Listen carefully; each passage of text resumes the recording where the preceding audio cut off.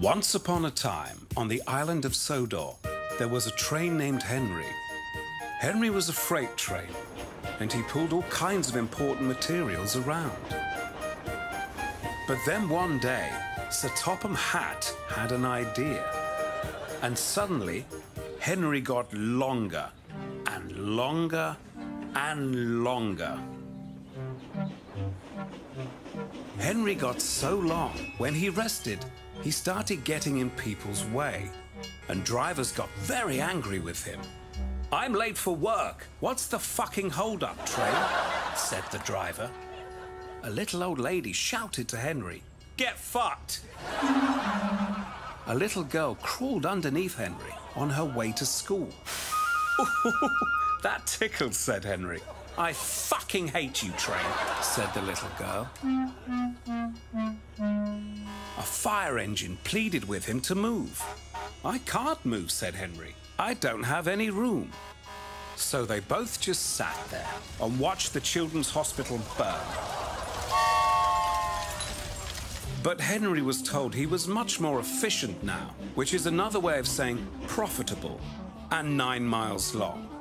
He carried all sorts of things people needed, like medical bandages, corn, vinyl chloride, fireworks, a mysterious red substance, question mark, hand grenades, plugged-in space heaters, and all sorts of zoo animals.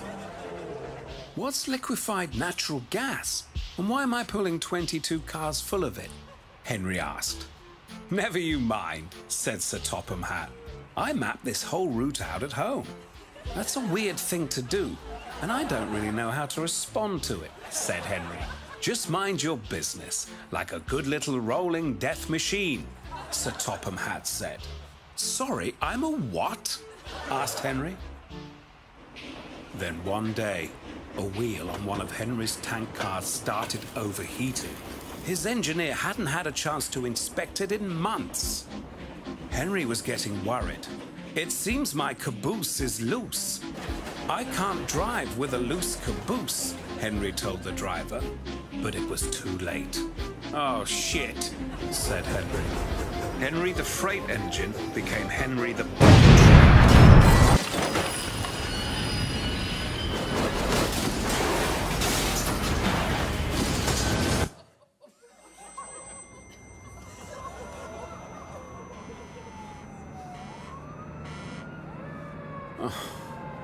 Well, thought Henry. It could be worse. At least my tankers didn't explode. Meanwhile, on the other side of the island... "Oh dear," said Thomas. The explosion obliterated a significant part of the island of Sodor. Henry was so sad. Sir Topham Hatt had blood on his hands, but he didn't care.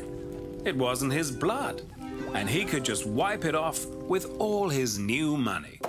As for Henry, he was taken out of commission and put in a tunnel. But as trains can't die, he just had to suffer forever and ever. But I think he deserved his punishment. Don't you?